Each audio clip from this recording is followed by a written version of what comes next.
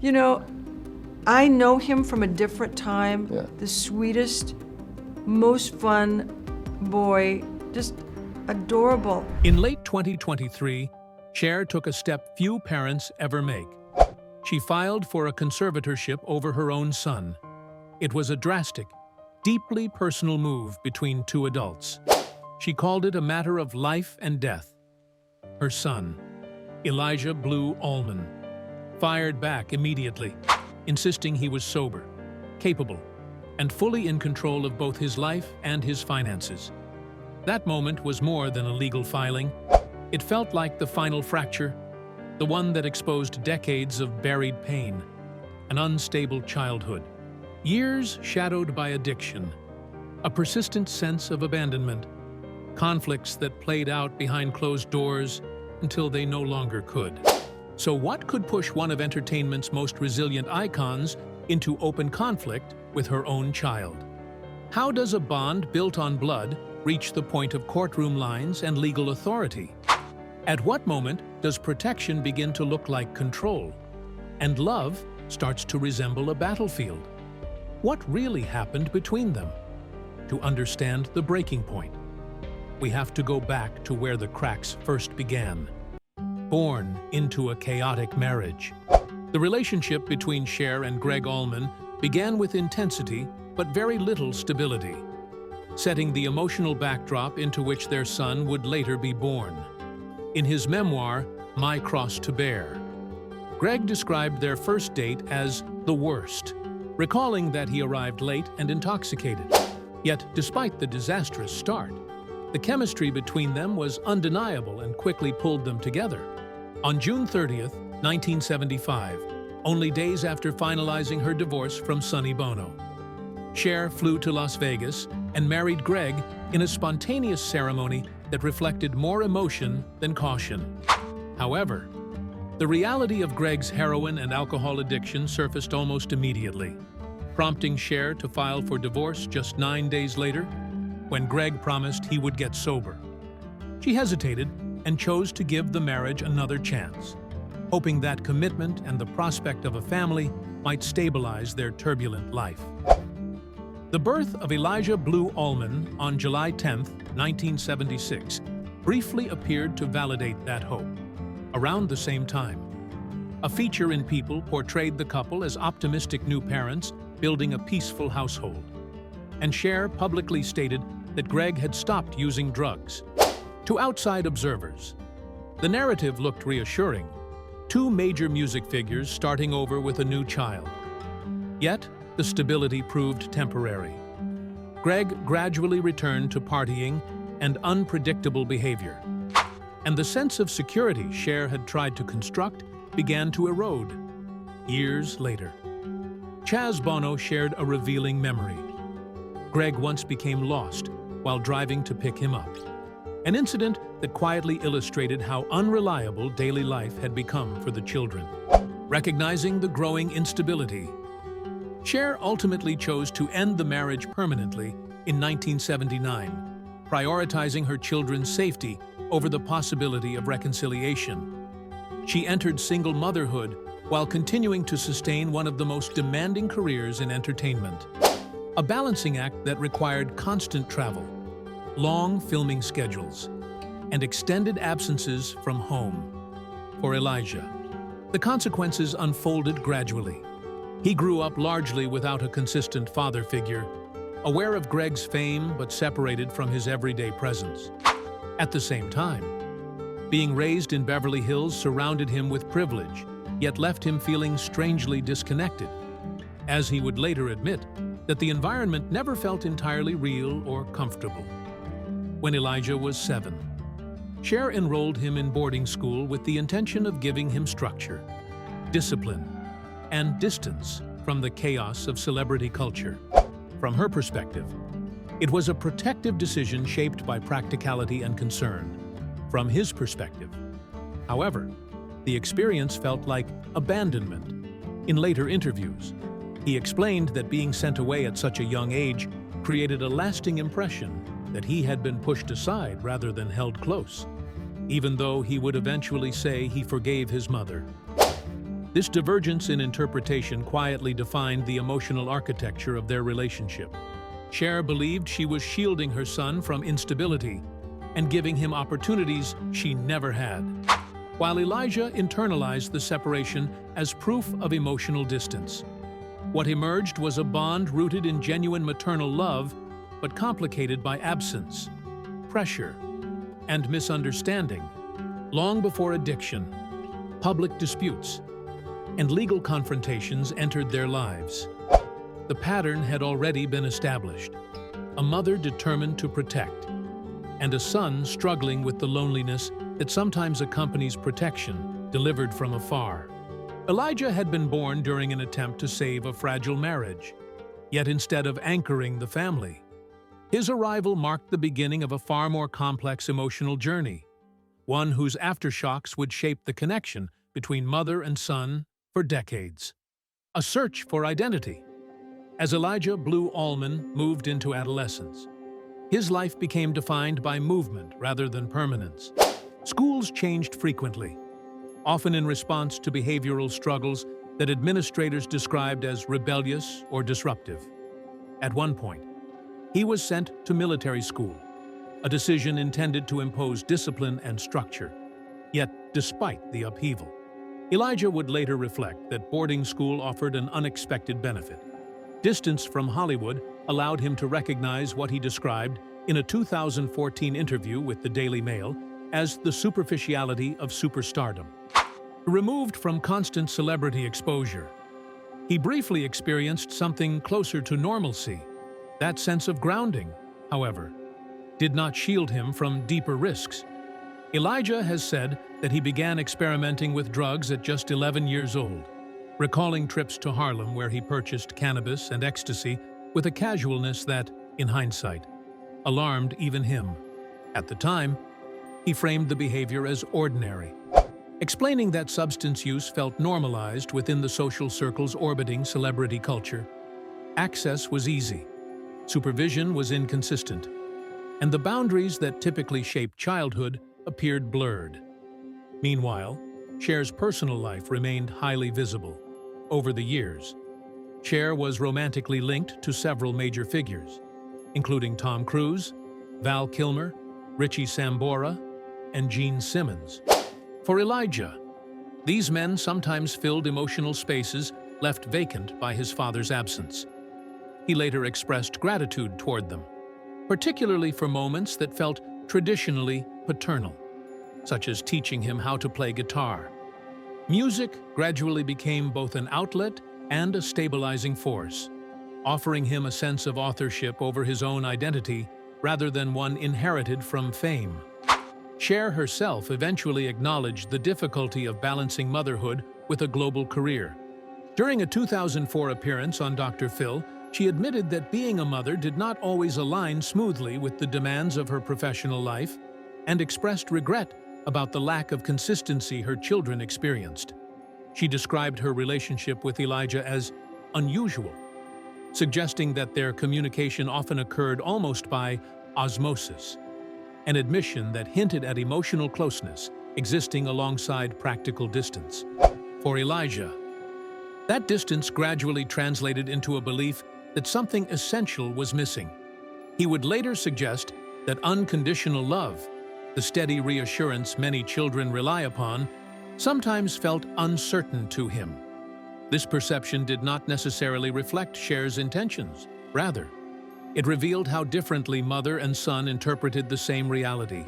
While Cher attempted to provide opportunity, protection, and influential role models, Elijah often registered the gaps between presence and absence more sharply than the support itself. The result was an emotional divergence that widened quietly rather than explosively. Cher continued striving to compensate through resources, connections, and the influential adults who passed through their lives, believing that exposure to strong figures could help guide her son. Elijah, meanwhile, searched for belonging in environments increasingly shaped by peers, music, and risk-taking behavior. By the end of his teenage years, the outlines of their future dynamic were already visible. Love remained undeniable, yet it was layered with misunderstanding. Protection sometimes felt like distance, and independence sometimes looked like withdrawal. Under the glare of fame, where private struggles rarely remain private, Elijah's search for identity was unfolding with higher stakes than most, setting the stage for the more serious battles that would emerge in adulthood. Health crises and addiction, a growing distance by the mid-2000s. The emotional distance between Elijah Blue Allman and Cher was no longer subtle. It was being reinforced by serious health struggles and escalating substance use that reshaped Elijah's adult life. In 2005, while traveling in India, Elijah contracted Lyme disease, an illness that can trigger chronic fatigue, neurological complications, and severe physical pain when left untreated. His condition deteriorated to the point that he was admitted to intensive care, marking the beginning of a prolonged medical ordeal. Years later, he sought treatment in Germany around 2010, hoping that specialized care would succeed where earlier interventions had not. According to an interview he gave to the Daily Mail, one of the most painful aspects of the experience was his belief that his mother initially thought the illness was psychosomatic, something he was imagining rather than physically enduring. Whether rooted in misunderstanding or medical uncertainty, that perception left Elijah feeling unsupported during one of the most vulnerable periods of his life. Physical illness soon intersected with psychological strain. Elijah has openly admitted that he turned to heroin and prescription opioids as a way to blunt both emotional distress and persistent pain. What may have begun as self-medication gradually evolved into dependence. He later revealed that his depression deepened to the point where he came close to ending his own life, a disclosure that underscored how precarious his situation had become. Observers could not ignore the parallel to his father, Greg Allman, whose long history with substance abuse had destabilized the family decades earlier. The resemblance was difficult and, perhaps, frightening, a reminder that patterns within families sometimes echo across generations, despite conscious efforts to avoid them. Yet amid the turmoil, Elijah attempted to repair at least one fracture from his past. In 2014, he publicly shared that he had forgiven Greg, choosing reconciliation over resentment after years of emotional distance. When Greg died in 2017, that fragile peace remained intact, offering Elijah a measure of closure that had once seemed unlikely. Ironically, as one relationship healed, another appeared locked in stalemate. Elijah described his dynamic with Cher as a Mexican standoff, a phrase suggesting mutual caution, unresolved tension, and long stretches without meaningful communication. The metaphor captured a relationship in which neither side fully retreated, yet neither advanced toward resolution. From Cher's perspective, concern often drove her responses. To a mother who had already witnessed addiction destroy a marriage, the warning signs in her son may have felt urgent and familiar. However, intention and impact rarely align perfectly in strained relationships. Elijah increasingly interpreted her reactions not as empathy, but as skepticism or emotional distance, reinforcing his sense of isolation. These overlapping crises exposed a fundamental difference in how mother and son navigated vulnerability. Cher tended to respond with vigilance and attempts at intervention, while Elijah sought validation and understanding. The gap between those needs widened quietly but steadily. By this stage of their lives, love still existed, yet it struggled to function as a bridge. Instead, illness and addiction became fault lines, revealing how two people bound by family could experience the same emergency through entirely different emotional realities, without fully intending to. Both drifted further apart, not through a single dramatic rupture, but through a series of moments when comfort failed to reach the person who needed it most. Marriage and family conflict. The flashpoint.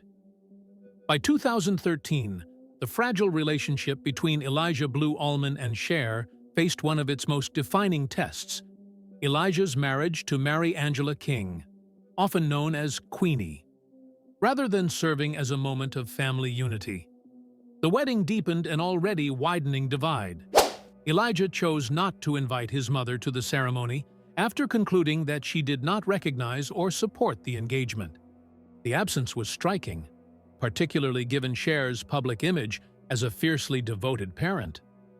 For Elijah, the decision reflected a growing need to assert independence, even at the cost of emotional fallout. Around this period, he openly described himself as the black sheep of the family, a label suggesting not only difference, but estrangement. The exclusion marked more than a social slight. It symbolized a breakdown in trust. Weddings often reinforce family bonds, yet this one appeared to formalize distance instead.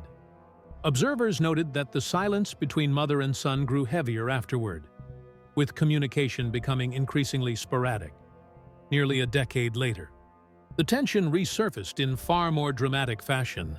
In 2022, during a difficult period in the couple's relationship, Mary Angela King accused Cher of hiring individuals to remove Elijah from a hotel room in an effort to prevent a reconciliation between husband and wife. The allegation quickly attracted media attention because of its severity. Cher firmly denied the claim and reframed her actions through the lens of parental duty, stating that helping her children was simply part of her role as a mother, regardless of where the factual boundaries lay. The accusation revealed how deeply fractured the family dynamic had become. What one side interpreted as intervention motivated by concern, the other perceived as intrusion. Once that distinction erodes, even protective gestures can feel adversarial. Meanwhile, Elijah's marriage developed its own pattern of instability. The couple separated, moved toward divorce, and later reunited, creating a cycle that echoed the turbulent relationship once shared by his parents. Blue Allman and Cher. The parallel was difficult to ignore. Intense attachment, followed by rupture. Reconciliation shadowed by unresolved tension. For Cher, watching these developments may have triggered memories of earlier chaos, the unpredictability of addiction, the emotional volatility, the fear of losing someone to destructive patterns. Concern can sharpen quickly under such conditions, sometimes pushing a parent toward stronger forms of involvement than an adult child is willing to accept. For Elijah, however, autonomy had become essential to his sense of identity. After years of feeling directed by circumstances beyond his control, marriage represented a domain that was unequivocally his. Any perceived interference, therefore, carried heightened emotional weight, reinforcing the idea that his choices were still being questioned. This period ultimately clarified a painful contradiction at the center of their relationship. Cher's instinct was to step closer during moments of risk, while Elijah's instinct was often to create distance in order to protect his independence. Both responses were rooted in powerful emotions: fear on one side, self-preservation on the other. Yet together, they strained the foundation of trust. The conflict surrounding Elijah's marriage did not erupt from a single disagreement. Rather, it exposed years of unresolved tension about boundaries, authority, and care. What may have begun as maternal concern increasingly registered as control, and with each new confrontation, the emotional gap between them widened. Love remained present, but it was now entangled with suspicion, making reconciliation more complex than ever. Legal battles and conservatorship, a fight over survival. The long-simmering tension between Cher and Elijah Blue Allman reached a critical point between 2023 and 2024, when their private struggles moved decisively into the legal arena. Cher filed a petition seeking a conservatorship over her son, arguing that his ongoing addiction and reported schizoaffective disorder placed him in immediate danger. In court documents, she described the situation as a matter of life and death, language that underscored both urgency and fear. Elijah resisted the petition with equal intensity. He insisted he was capable of managing his own affairs and emphasized that he had been attending Alcoholics Anonymous meetings while maintaining sobriety for several months. To him, the filing suggested not protection, but a profound lack of trust in his ability to recover. The dispute ultimately forced a judge to weigh parental concern against adult autonomy, a balanced court's approach cautiously. The request was denied, and the conflict shifted toward private negotiation rather than public control. If the courtroom represented one battleground, Elijah's health remained another. By 2025, reports indicated that he had been living at Chateau Marmont in Los Angeles, a location long associated with both celebrity refuge and excess. Accounts described episodes in which he was found unconscious, raising alarm among those close to him. The situation escalated dramatically in June 2025 when he reportedly overdosed on a combination of heroin and fentanyl, a pairing widely known for its lethal risk. The incident reinforced the fears Cher had articulated months earlier and made clear that the threat to his safety was not theoretical. Financial instability added another layer of vulnerability. Elijah had previously benefited from a trust linked to his father, Blue Allman. Yet much of that inheritance was reportedly depleted over time. Outstanding debts, including obligations connected to his former spouse, increased pressure on an already fragile situation. Under such conditions, speculation grew that Cher might again step in with financial support, continuing a pattern in which assistance and oversight often arrived together. These legal and personal crises revealed a stark emotional paradox. Cher's actions strongly suggested enduring maternal devotion. Few parents pursue court intervention unless they believe the alternative could be catastrophic. Yet the same actions also carried the unmistakable force of control, particularly to a son determined to assert independence after years of turbulence. Elijah, for his part, appeared equally committed to proving that his life remained his own, even as evidence mounted that stability was still elusive. The struggle between them therefore became more than a disagreement about treatment or money. It evolved into a deeper conflict about agency, responsibility, and the limits of parental authority once a child reaches adulthood. In the end, the conservatorship battle did not produce a clear victor. Instead, it exposed the emotional stakes on both sides, a mother trying to prevent the worst possible outcome, and a son fighting to retain ownership of his future. Love was unmistakably present, yet it now operated within the tense framework of surveillance and resistance, making every attempt at help feel simultaneously necessary and contested. Present-day and family fractures. The possibility of repair. By 2026, the strain surrounding Elijah Blue Allman had expanded beyond the bond between mother and son, revealing a more visible divide within the family itself. Reports described a growing distance between Elijah and his older brother, Chaz Bono, suggesting that years of crisis had begun to pull the siblings onto separate emotional ground, while the exact causes remained largely private. The contrast in their life paths, one marked by relative stability, the other by recurring upheaval, made the separation difficult to ignore. At the center of this fragile structure stood Cher, who appeared determined to keep the family from splintering completely. Those close to the situation often portrayed her as attempting to hold open lines of communication, even when conversations were strained or infrequent. Maintaining connection, however imperfect, seemed preferable to allowing silence to become permanent. Support for Elijah has not come from a single direction. Mary Angela King, despite past marital turmoil, has publicly expressed that she continues to root for his recovery, signaling a form of loyalty that survived separation. Her stance suggested that, beyond legal disputes and personal conflicts, there remained people who believed strongly in his capacity to stabilize his life. Cher's focus, meanwhile, appeared increasingly straightforward: protect her son's health at all costs. Public statements and legal actions alike pointed toward a consistent priority: survival first, reconciliation later. For a parent who had already watched addiction destabilize loved ones, the margin for hesitation likely felt dangerously thin. Amid these tensions, Elijah himself has shown signs of sobering reflection. He has acknowledged how close he came to death during his darkest periods, an admission that often marks a turning point in long recovery journeys. While lasting stability can never be assumed, the willingness to confront that reality suggested an emerging awareness of what is at stake. The family's present moment therefore exists in a delicate balance between fracture and repair. Old wounds have not disappeared, and trust cannot be restored overnight. Yet, the continued presence of concern from a mother, a brother, and even a former partner hints that the story is not defined solely by conflict.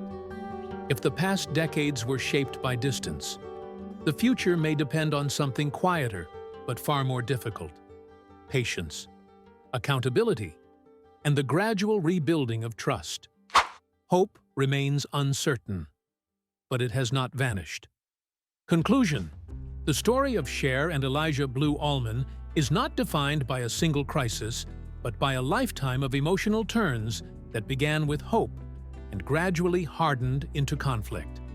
Elijah was born during an attempt to stabilize a fragile marriage, and from the start, love and instability existed side by side.